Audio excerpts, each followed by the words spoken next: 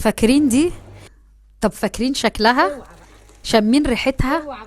وصفات الدفا، وصفات الزمن الجميل، وصفات الدفا بأقل تكلفة، وصفات أمي وأمهات، حاجة كده تحفة. مفتقة أو الحلبة المعقودة زي ما بعض البلدان بتقولها، عملتها لكم بطريقة أمي زي ما انتم ما طلبتوا مني، بطريقة سهلة جدا وطريقة جميلة جدا وريحة تجيب لآخر الشارع.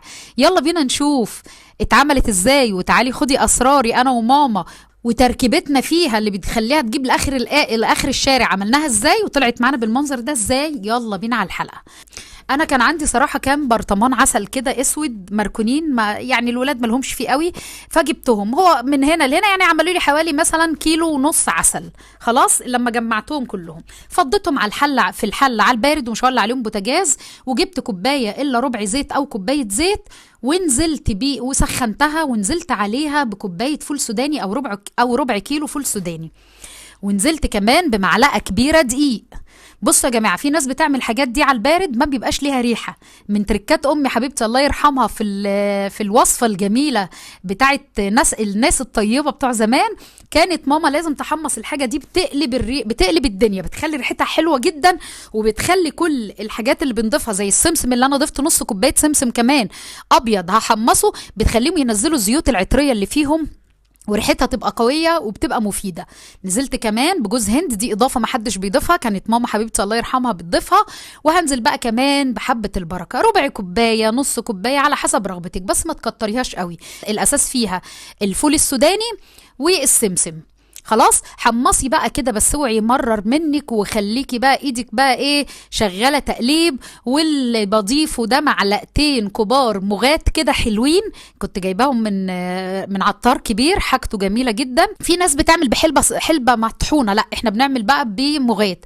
وعليهم بقى كمان التحويجه بتاعت المفتقه، هو بيبيع التحويجه بتاعت المفتقه. قولي له عايزه تحويجه المفتقه، في تحويجه للمحوجه وفي للمفتقه، دي بتاعت المفتقه. والله ما لقيتيش المفتقه خلاص خدي بتاعت المحوجه واعملي بيها. دول حوالي 3 معالق كبار كده، وشوفي بقى الروايح وقلبي بقى، قلبي وحمصي. التحميصه دي يا جماعه ما تستهونيش بيها، التحميصه دي بتخلي ريحه المفتقه رهيبه، وبتخلي فوايدها احلى، لانك بتحمصيها، لان الزيوت العطريه بتنزل من المكسرات والحاجات اللي فيها دي. بس خلي بالك اوعي تتحرق منك وتمرر.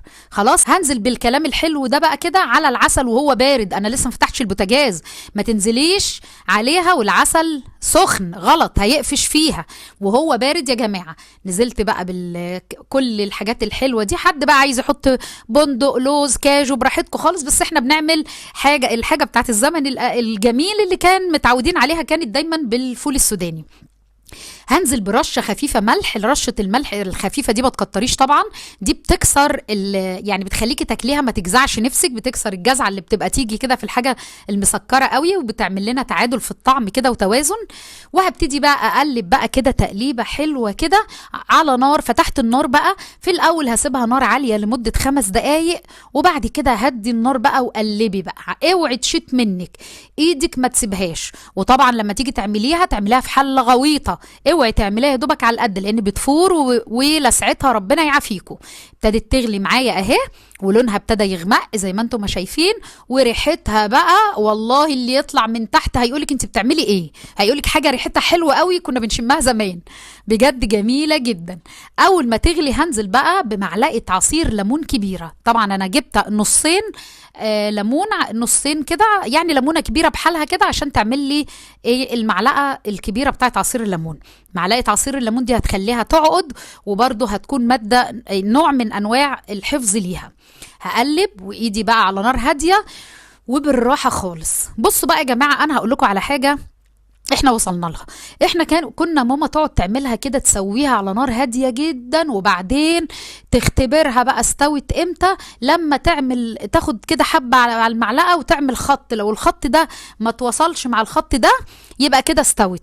ولما تقعد تقطع زي ما بتقطع معايا كده لا، يبقى لسه ماما عايزاها خط نازل طويل.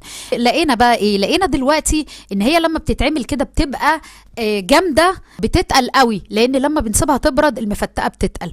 هم كانوا بيعملوها كده زمان ويسووها بالطريقه دي اللي هي على الاخر عشان بيسيبوها بره التلاجة عشان ما تبصش. لكن احنا عندنا دلوقتي تلاجات، وغير كده هي بتتساب بتجمد، وبتسيبيها في التلاجة بتجمد اكتر. فبقيت اعمل ايه انا وماما؟ اخر حاجه بقينا نديها كام غلوه كده بعد عصره الليمون، هتبقى معاكي الخط المقطع بقى، ده مش الخط المتصل اللي كنا بنعمله الاول وننشفها وكل ده، لان هتجمد منك، هيبقى صعب انها تتفرد على سندوتش او اي حاجه. فبقينا نديها كام غلوه، حوالي 5 دقايق غليان، وبنطلعها بقى بنقفل عليها بالقوام ده زي ما انت ما شايفه. طبعا هسيبها تهدى شويه، وبعد كده هصبها بقى في برطمانات او اصبها في علب تلاجة او اي حاجه انت عايزاها. شوفي مجرد ما سبتها شويه تحسي انها القوام بتاعها تقل حبه، كل ما هتسيبيها اكتر كل ما هتتقل اكتر واكتر. يعني انا بعمل لكم الفويس دلوقتي بعد ما انا عاملاها مثلا من فتره وسايباها عندي على الرخامه، والله كمان مش في التلاجة. كل طول ما انا ما سايباها بتتقل اكتر واكتر. شوفوا القوام بعد ما عدينا كده مثلا حوالي نص ساعه وبردت، تحفة جميلة جدا، مغذية للأولاد. جالي رسائل كتير على الخاص وكومنتات عايزين نتخن يا أم عمار، ايه الوصفات دي؟ هقول لكم بالمختصر المفيد كلمتين بس بسيطين كده. تابعوا قناة أم عمار وانتوا هتلظلظوا مش هتتخنوا هتبقلظوا ماشي. كل اللي بنعمله بيودي في 60 سلامة يعني.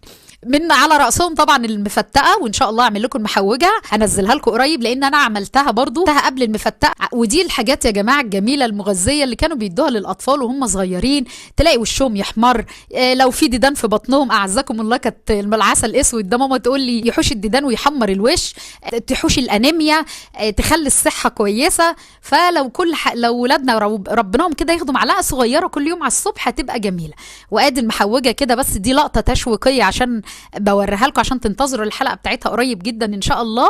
عملتها اسمها القرصه الصفراء البورسعيدي بطريقه سهله جدا وباصلها او كما ينبغي ان تكون، بالظبط زي اجدادنا ما كانوا بيعملوها. الله يرحمك يا امي يا حبيبتي يا صاحبه الحلو كله، يا ست الشاطرين، يلا علمتيني وعرفتيني كل حاجه حلوه. يلا حبايبي، عملت لكم الحاجه اللي انتوا طلبتوها مني، اتمنى ان انا اكون اتوفقت فيها. وما تنسوش بقى تعملوا لي كومنت حلو زي قلبكم لو انتوا استفدتوا بالحلقه، وشير عشان الناس تستفاد في موسم الشتاء، عشان الحاجات دي عايزه الشتاء. وما تنسوش طبعا تدعوا لحبايبنا، ربنا ينصرهم ويحفظهم ويثبت أقدامهم ولا يرينا فيهم سوء ويغفر لنا جميعا. اترككم في رعاية الله، وأقول لكم السلام عليكم ورحمة الله وبركاته، أغلى وأحب إخوات ليا.